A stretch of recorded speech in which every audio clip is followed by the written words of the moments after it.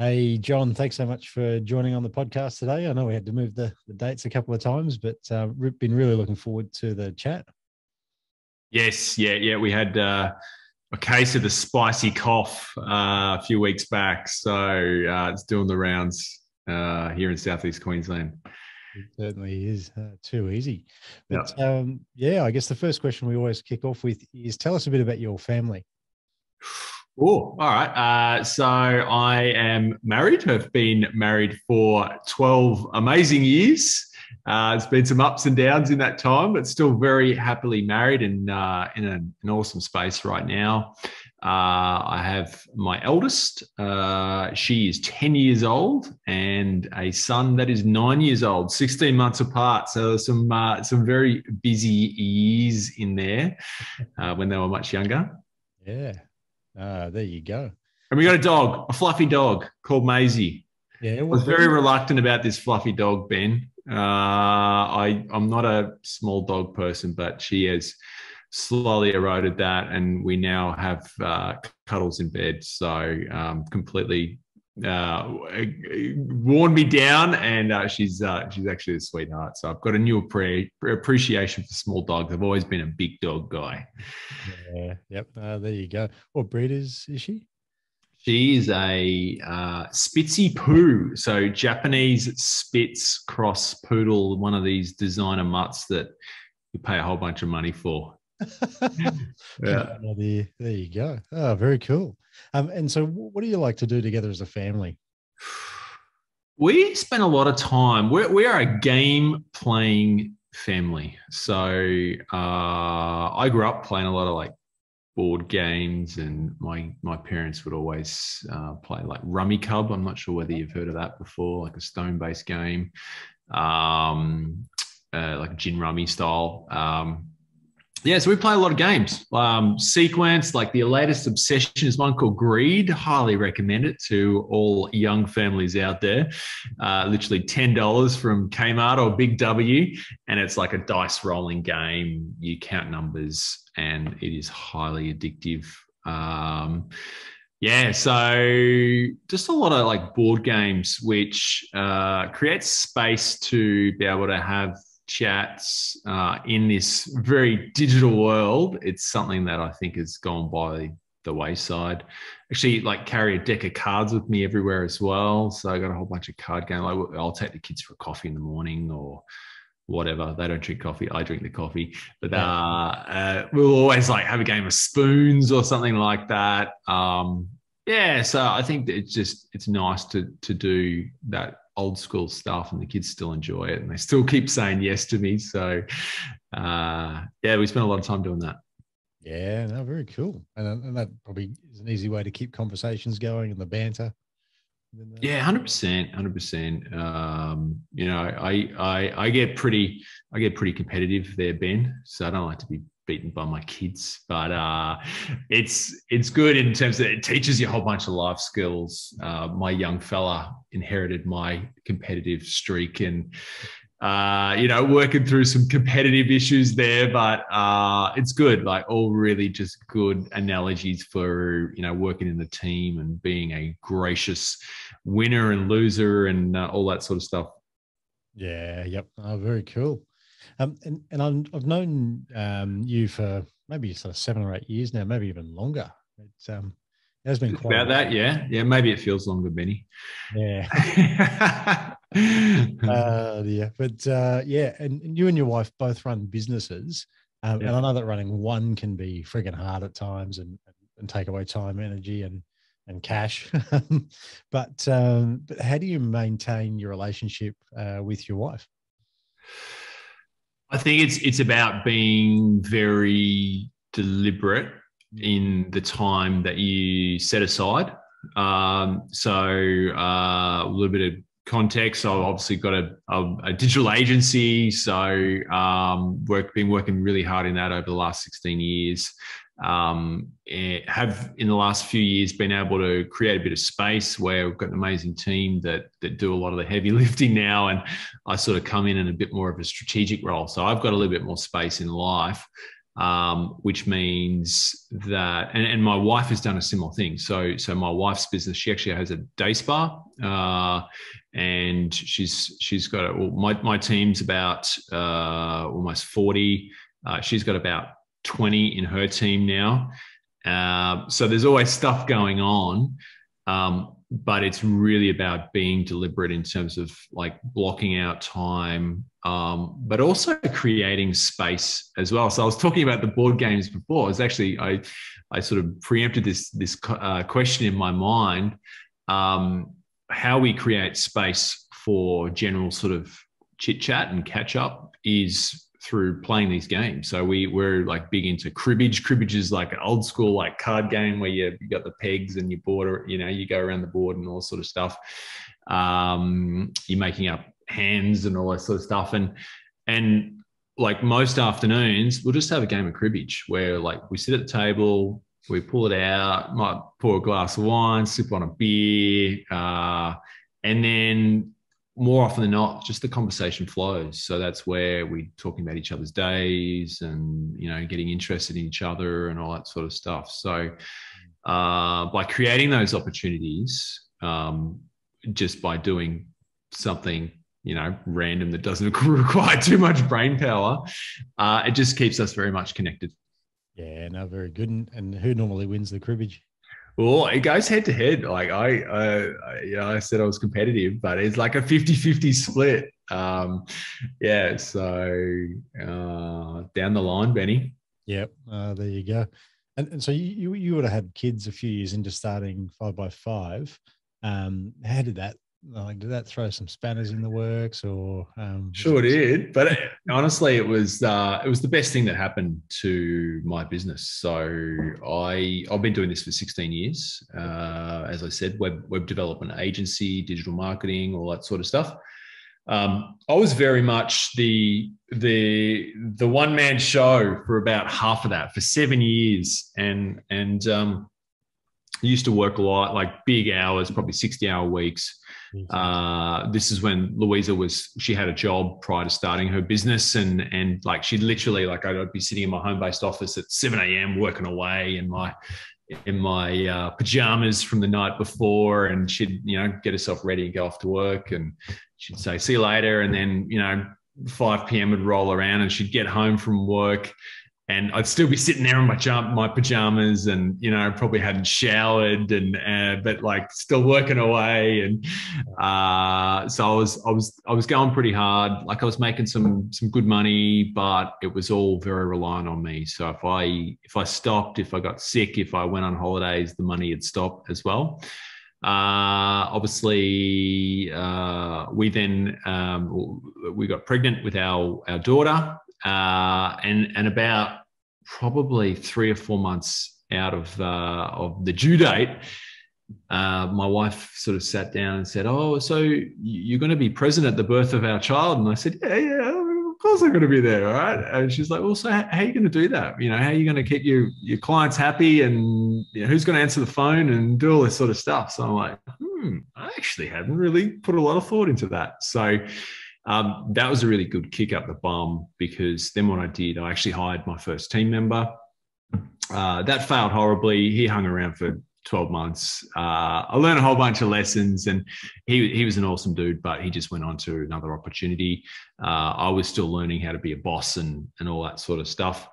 But what it did give me is a bit of taste of freedom in terms of what was possible by having someone else do the work and not always solely reliant on me to do everything from start to finish. And then, from that, employed some more team members. We had a second child, created some more layers in the business. And now I've got to a point where I literally am working on average sort of 2 days a week, drop the kids off to school in the morning, and I'll go and pick them up this afternoon. And in between, I usually do some exercise, go to the gym, maybe go down to the beach. A lot of the time I'm working on like special projects in the business. So like I'm the creepy dude sitting in his car down at Burleigh Heads car park, sipping on a coffee, looking out over the ocean on my MacBook in the driver's seat, typing away on a blog post or working on some marketing collateral or building an asset in the business or something like that. So I've got a bunch of flexibility in life now. Very cool. I think I've been on one of those Zoom meetings with you in the car. It's like, where will Jon show up today on Zoom? Yeah. Fantastic. And hey, I know we were talking earlier before we kicked the podcast off about just how you dealt with some of the challenges in your marriage. You sharing or walking us through some of the tools you've learned over the years? Yeah, 100%. So anyone who has had 2 kids under 2 will attest that life gets pretty darn busy, and there isn't a whole bunch of time to or energy to reinvest in each other. So essentially probably, when was it? Maybe 2 or 3 years into the marriage. So the kids were still very young, just butting heads, generally just not in a good place from a relationship perspective. But the general mindset, both Louisa and I have always been into self-development, and we've done like all that, the Tony Robbins circuit and all that sort of stuff. But there was still a heap of stuff, I think, that was lingering, that was affecting each of us, and our ability, or how we were physically showing up, or physically, emotionally, mentally in our relationship. So if you haven't sorted your stuff out, it's very hard to then gel with another person in that sort of intimate manner. So spent a lot of time working on ourselves. Both of us were able to move a whole bunch of stuff, which just put us generally in a better place. So sorry, I'm sort of jumping around a little bit here, but we'd always been invested in marriage counseling. So I think over the years we've had like 6 marriage counselors, and some we gelled with, some we didn't, but have spent a significant amount of money on marriage counseling. But that's a drop in the ocean compared to the marriage failing and us getting divorced and splitting everything down the middle, right? So that was the last thing we wanted. For the kids, financially, all that sort of stuff. So I've always been very committed to the counseling side of things. And it wasn't until, so I probably hit a bit of a flat spot maybe 2-3 years ago. And like any relationship and business, there's ups and downs, and you hit good periods and then flat spots and all that sort of stuff. And we'd hit a bit of a flat spot going back 2 years ago. A friend had recommended a methodology called the Gottman method. And this dude is super interesting. What I'll actually do, Ben, is send you a YouTube video. It's like a 30-minute presentation that he did. Like, it's a really bad 90s like sort of talk show, but the content is awesome. And his name's Jon Gottman. I think he was like a research scientist or something. But he had a degree in psychology as well, and took this really scientific approach to observing relationships, where he got, it was over 3,000 couples. He actually built a purpose-built B&B and with their permission filmed them. So it's like, you just picture this like Big Brother house where they're having these day-to-day relationships that you would have with your wife as you preparing dinner, or getting ready for bed, or reading the newspaper, or whatever, right? The interesting thing is, so obviously there's all these cameras in the house. They've got ECGs attached to them. They're getting their bloods and their urine taken. Obviously ECGs for heart rate, blood and urine for like hormones and stress and immunity and all this sort of stuff, right? And looked at it from a very scientific, measured approach in terms of what different situations did to the body and how they sort of coped with that. So, and then from that, he put together this framework called the Sound Relationship House, which is 7 sort of key steps. But like the key takeaway in all of this was it showed how couples fought, as in how they disagreed with each other, and then how they subsequently made up was the ultimate success factor. Wow. And the marriages that became stable over time were the ones that learned how to successfully reconcile after a fight. So super interesting, and very much like I'm a pretty sort of analytical, black and white sort of dude. It's like, show me the science or show me the numbers or whatever. And it just sort of clicked with me. So I'm happy to talk about like the 7 steps and then sort of highlight or illustrate how each one of those things works. And because when he explains it, it makes a whole bunch of sense. Yeah. So like if you're looking at it, so there's this thing called the sound relationship house, and you look at the foundation, like building a house, you've got to get your foundations right. Otherwise the whole thing's going to come crumbling down. So their foundational step is what he calls building love maps. Sorry, not love mats, love maps. Yep. And the basic premises of this step is like couples that know each other really well are the ones, and they sort of know each other, but more importantly, they're very curious about each other. So they'll always block out time to have fun together. So an example I gave before was like playing cribbage, where you sort of create this step or this space to become curious about each other. This builds trust, this builds safety. So examples of this is, like, what are you reading at the moment? If you're a superhero, why? What is the top 3 things on your bucket list? And there's like just basic like friendship 101 stuff. Like you learn how, in the playground and all that sort of stuff. But I think after you've been married for so long, you lose that sense of curiosity. Would you agree with that, Benny? Yeah, absolutely. You can become, they call it the honeymoon period. You sort of really invest at the start, and then that incentive, or that not the incentive, but the motivation might drain off as the years go by. 100%. Yeah, so it's got to be very intentional about that curiosity. And they've actually got there's an app that we can reference as well that like literally gives you like 50 questions you can ask your partner or whatever. And I find myself like, if I got a date night booked in, hopefully Louise is not listening to this, like I'll literally like have 2 or 3 questions in the bag. And like, these would be questions like I've never asked her before.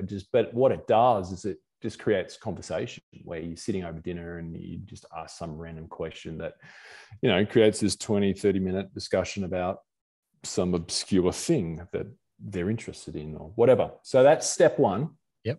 Step 2 is sharing fondness and admiration. So couples that did really well say things out loud. Yep. So an example of that would be, you're a great parent, or thanks for bringing in the washing. And like, seems super simple, but I think when you're in a marriage and become complacent, that sort of stuff stops showing up on a day-to-day basis. Yeah. And it's just human nature. People like to be thanked for doing a good job.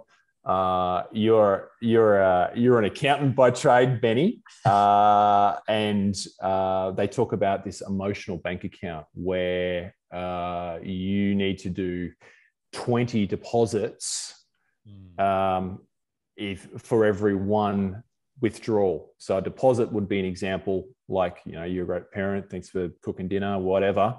Whereas 1 negative, which invariably happens because we're humans and we make mistakes and maybe we come across overcritical or whatever, or you have a fight and you say something that maybe in the heat of the moment you didn't mean or whatever, that's a withdrawal, right? So you've got to have credits. If you cannot keep withdrawing from that bank account, otherwise you create that deficit. So that's the basic premise of that, and that's then what will promote affection and physical closeness and all that sort of stuff. The third one is turning towards instead of away. So what that means is, so he calls these people master couples, so people that have been able to sort of transcend and invested over the years in their relationships. And it's like I noticed myself doing this. So when it was explained to me, like I'll be sitting there reading the newspaper and my wife's sitting next to me and I'll go, huh.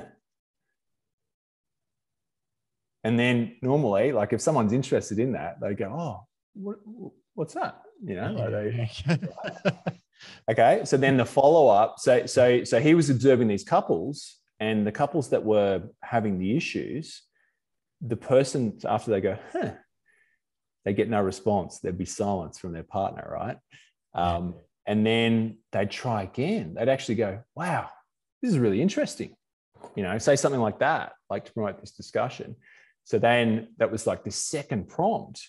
But ultimately the relationships that failed were the ones that ignored that second prompt. So silence would reign, and they're just, you know, people would get basically shut down.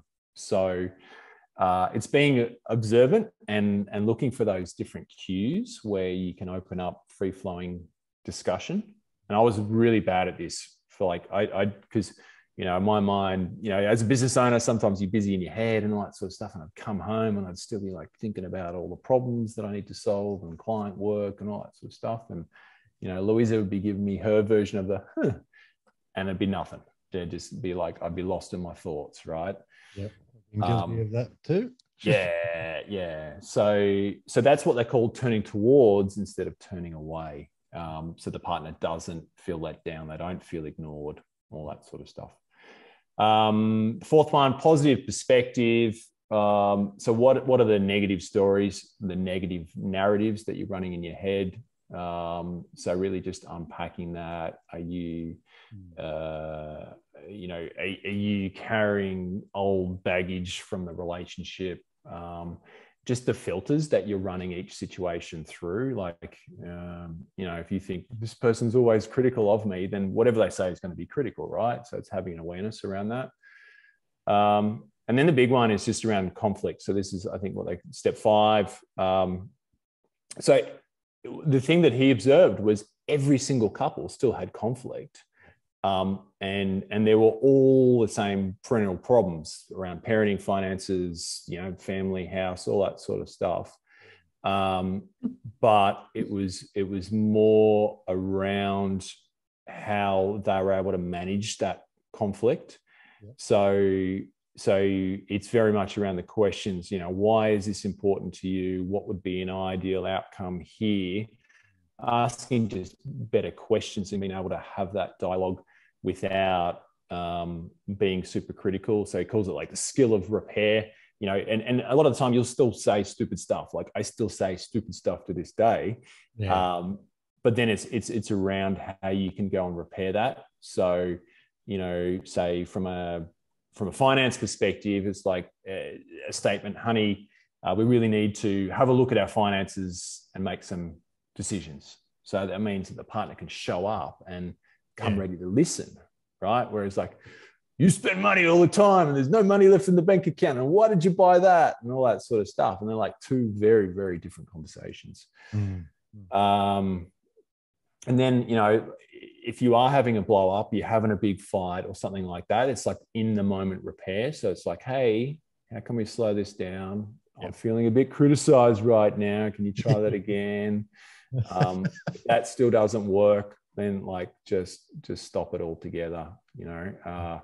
And then so like that's the like the number one skill that we've got from this is just being able to just fight fair, because I'd say stupid stuff and then I, you know, regret that, make a big withdrawal from the emotional bank account, all that sort of stuff. So then and then the final, we got make life dreams come true.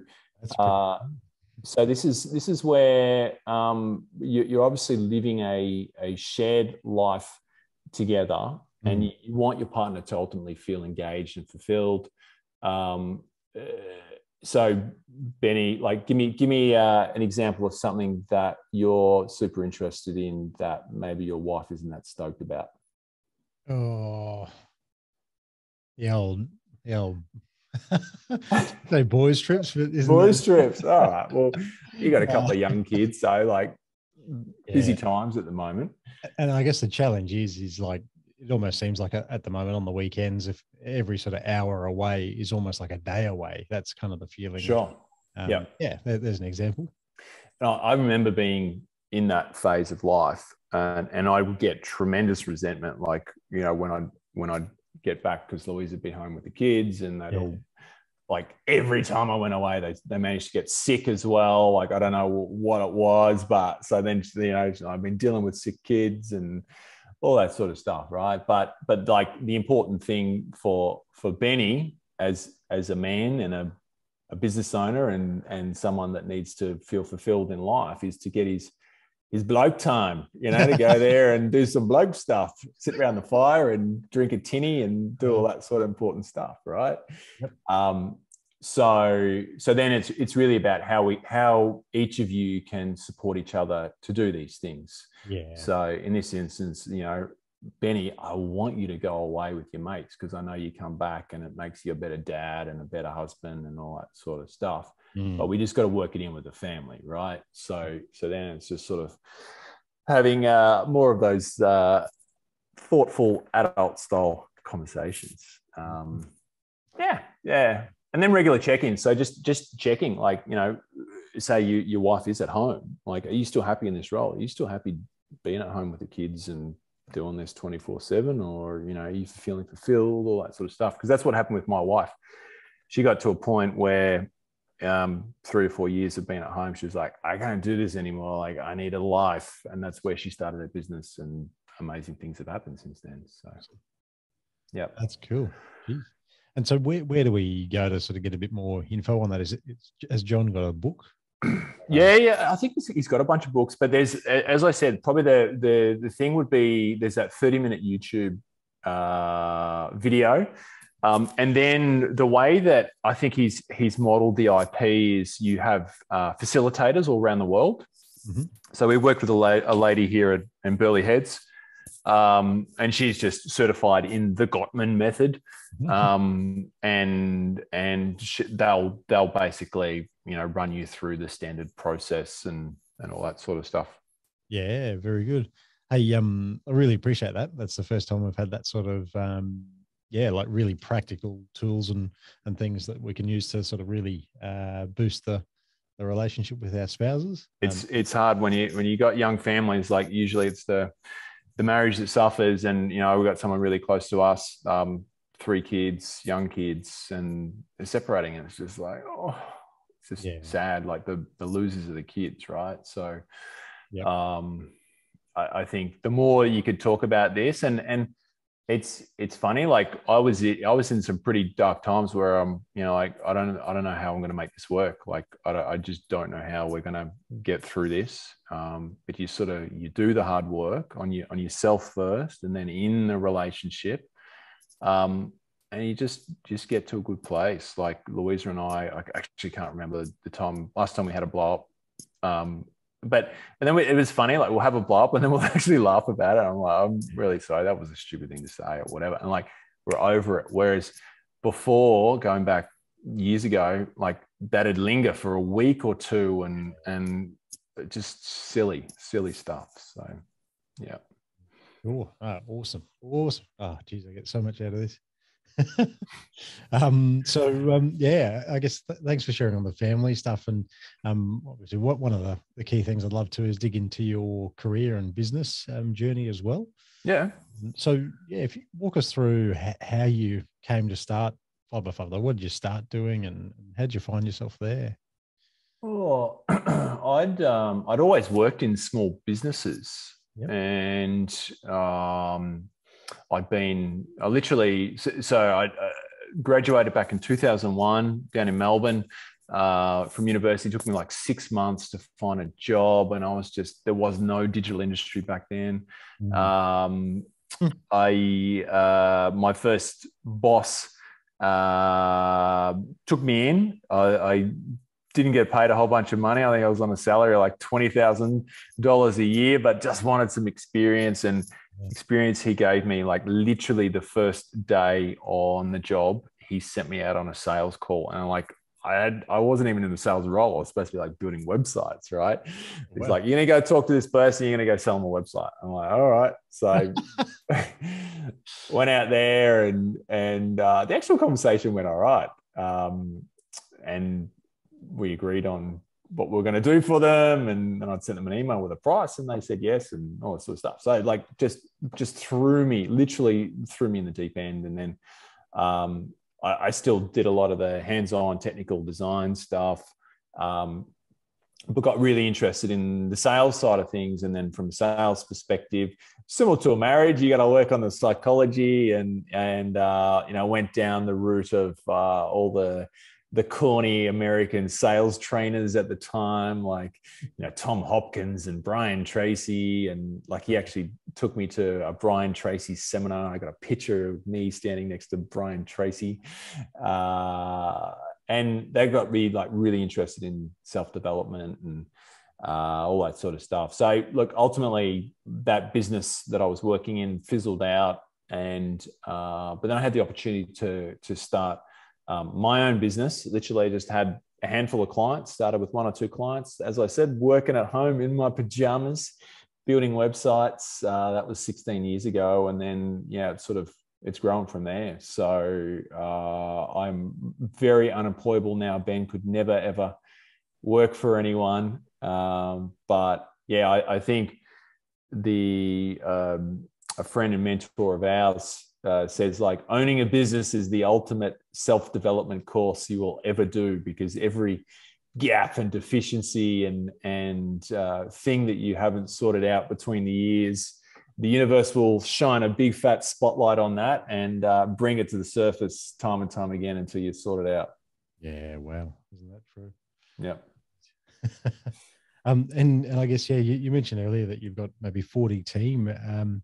That's an impressive number. And how have you gone managing the growth there? Because that's for someone who might have like 3 to 5 employees who's listening, and growth is what they're focused on. How would you sort of go about telling yourself back then to go from sort of 4 to 40? Oh, good question. 4 to 40. Look, it all comes back to you as the individual. Like you just got to sort yourself out. That, John. No, because you think you've got a good sized team. Yep. Ultimately, you've got to inspire people to want to follow you on this journey. Yep. So that's where, every day I wake up and I think, well, how can I be that inspiration to people, for them to want to show up to work every day and do cool stuff that makes them feel fulfilled and have a bunch of fun along the way. So, so that's the real thing, and then I approach that in a few different angles, in terms of just through energy. Like, am I excited? Do I show up in the office excited and big smile on my face? How do I physically show up? Like have I done my PT for the morning? Have I done my push-ups? Have I done my breath work? Have I, set my intention? All that sort of stuff, because they're all the subtle cues that everyone else is picking up on. Whether you're a leader or whether you're a father or whatever, this is all the stuff that people are ultimately observing in you. So it's really just around how can you be the best version of yourself. So I remember having a lot of fear around, because it's easy. You got 1 or 2 employees or a handful of employees, like you can hide a little bit, in your life and fake it till you make it and all that sort of stuff. But as things grow and scale, you've then got to build other leaders around you as well. So we've got a solid 4 key leaders in the business. and that's where I spend probably 80% of my time just managing and maintaining those relationships and trying to grow those individuals, so that then those same attributes can then flow through down through the tiers. Because if to do it with 40 people, it's really hard, right? You just don't have enough time in the day to do so. But if you can do it with your leadership team and they can replicate some of those attributes or those qualities, and they bring their own version of that to life in the business, then things just organically sort of happen from there. Yeah, awesome. That's definitely some good things to keep in mind. And what are some of the main strategies or ways you sort of achieve that work-life balance? Because you mentioned you're working about 2 days a week, and you're able to pick up the kids and drop them off and that sort of stuff. That didn't happen on its own, I'm guessing. No, like I think you've got to be really deliberate about it. So, it's living and dying by your calendar in terms of blocking out time, locking in the really important stuff. And then also just trusting. So like, building just amazing people around you. Like we've got an amazing CEO, Carla, who who I implicitly trust and know that she only has the best intentions for the business, for the team, for the clients, all that sort of stuff. So it's also a bit of like letting go. Because man, I was a super control freak for like years and years and years. And I get in there and like meddle with stuff and like check on client communications. And I still do a little bit of that just from like a QA perspective. But it was at the detriment of the team, undermining the team. So I think like trust is a big part of that. But in terms of the time, like the balance, it's just being deliberate. So going back to your question around what happened with the business when we had our first child, like literally I was working 12-hour days. What happened was, I leave in the morning at 8:30, and then like Louisa, as I left, she said, you will be home at 4:30. And I said, yes, I will be home at 4:30 or 5 o'clock or whenever I finished, right? And I made sure I was home, because like by her having 8 hours with 2 kids under 2 or whatever, she'd had enough, right? She wanted to handball the kids, and me staying in the office till 8 o'clock at night, that would have not gone down well, right? So then I went from this window of like, okay, I got 12 hours to get stuff done, where I probably wasn't that efficient anyway, and fluffing around and doing stuff that I shouldn't have been done, like down to 8 hours. Like I've literally just lost a big whack of that, right? So how am I going to get it done? How am I going to delegate? How am I going to be more efficient? How am I going to get the same amount of stuff done, but in a smaller window? And you just kept on chopping off hours. Pretty much. Yeah. You're just getting stuff off my plate, getting other people that are smarter, better, more talented to do it. And then you're just the conductor of flow, where you're just making sure that there's checks and balances, everyone's doing what they need to do, you're solving problems for people, you're coaching them, you're selling the brightness of the future, and just ultimately being that inspiration that they need around them. Fantastic. I love it. We haven't even got on the technical stuff yet, but we've actually probably built 3 or 4 sites over the years through 5x5, and love the experience each time.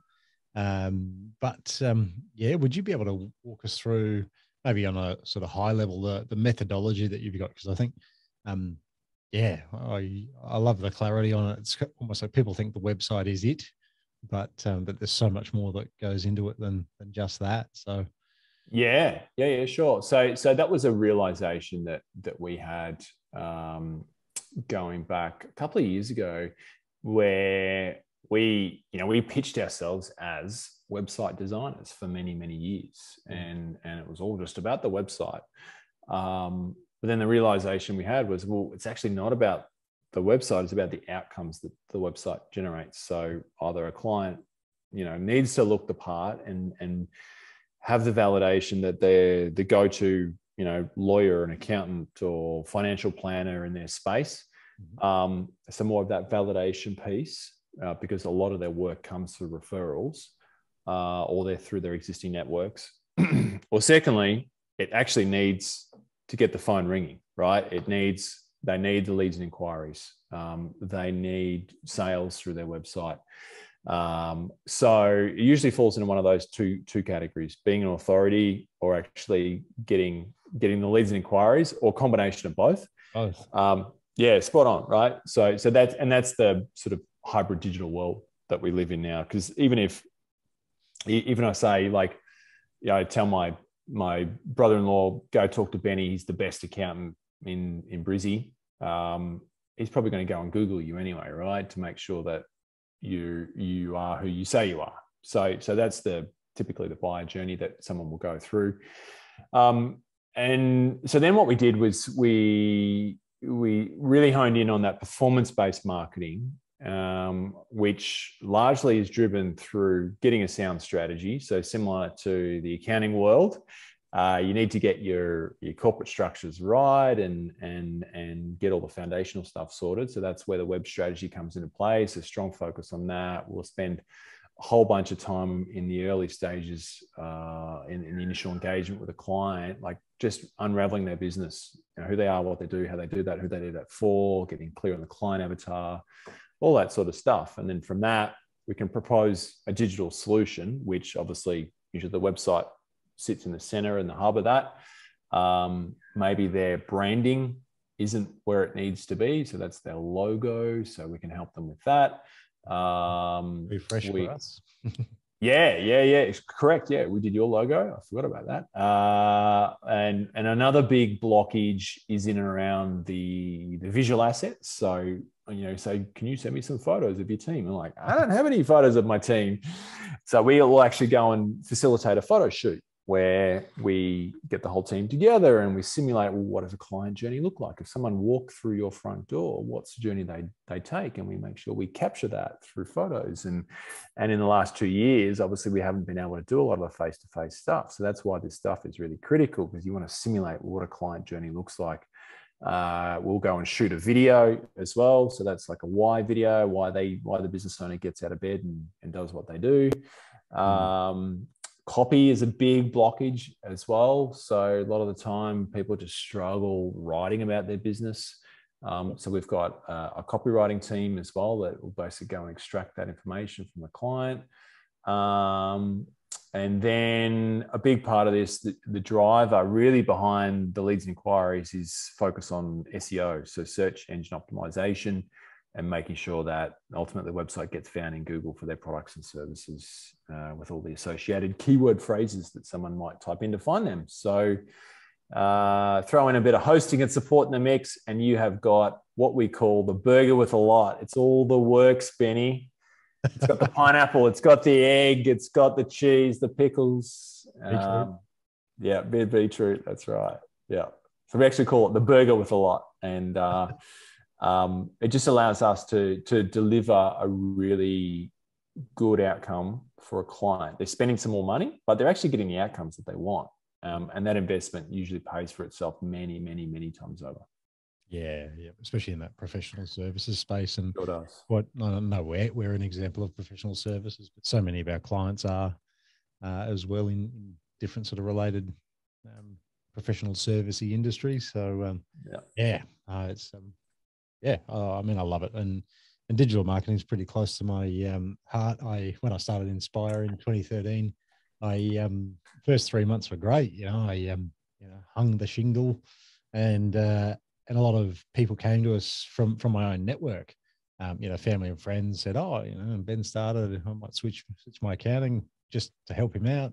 And then what I found is the network extinguished pretty quickly.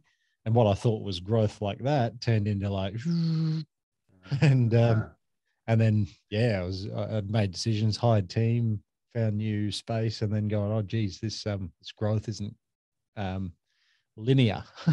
Yeah. So you had to become a good marketer, Benny. I had to, yes. I had no option. I had a lease to pay for. I remember the old office. It was pretty. It was a cool office, but I think it was stressful at the time for you, wasn't it? Absolutely, yes. Learned a lot of lessons though. Turned too many, maybe in a short amount of time. But a lot Mate, of got those all over and done with. yes, yeah, all the really crazy stuff. Yeah, out of the way early, but yeah, digital marketing definitely stood out to me as a very sort of long term, and it's almost like your website. The effort you put into it is an asset that produces you income. And if done well, should produce a disproportionate output as well. So you look at input and output. You know, we spent a lot of time writing blog posts for many, many years. Like to this day, we are now yielding the results of that. From an evergreen perspective, the content is still relevant and still, you know, one blog post written 6 years ago still drives targeted traffic to our website day in, day out. Yeah, absolutely. I remember when Stevie, my wife, was studying out at Gatton. She was sort of doing practical stuff throughout the week, and then on the weekends I caught up with her, and she was studying most of the time. And I was writing blog articles and learning SEO myself back then, and I can absolutely relate. Some of the stuff I wrote then, back in sort of 2014, 15, is still our highest performing organic search results. Yeah, it's hectic, but it works. Sure does. Yeah. All righty. Well, yeah, if I mean, we kind of didn't spend a whole heap of time talking about the business, but you know, if anyone goes on our website, Inspire Accountants, that's the work of John and his team. Just marriage counselling, Benny. That's a great outcome too. Well, you think about it. You look at wealth creation. Obviously, you talk a lot about wealth creation. You know, a wise man once told me the quickest way to get ahead in life is to not get divorced, right? And it's much, as we said, much better outcome for kids and everyone involved. So yeah, do the hard work on yourself and the marriage, and that'll just actually help you have a better business, a more profitable business, better relationships, just more fun in life generally. Yep, absolutely. But yeah, if people do want to get in touch with you, we'll send them a link to the website, and there's all sorts of information. And I think you can even submit an inquiry online. Yep, sure can. Sorry, I just muted that barking dog in the background. You can forget the breed again. Yeah. Something poo. Spitzy poo. It's the Spitzy poo. Yeah, she's actually just literally walked in the door. Do you want a guest appearance of the Spitzy poo? Yeah. All right, here we go. Louisa, Maisie's going to be famous on the podcast. There we go. Check out the video, anyone listening. There is a very well groomed fluffy dog that has just entered the chat. Very good. Well, John, yeah, really appreciate the time this afternoon, and yeah, really, I think our listeners will get a lot out of it. But thanks, mate. Thanks for having us, Benny. Keep doing the awesome work out there in the world, and good on you for creating this space and this opportunity for people to talk about this stuff. Awesome. All right, thanks, John. Cool, mate. Okay, see ya.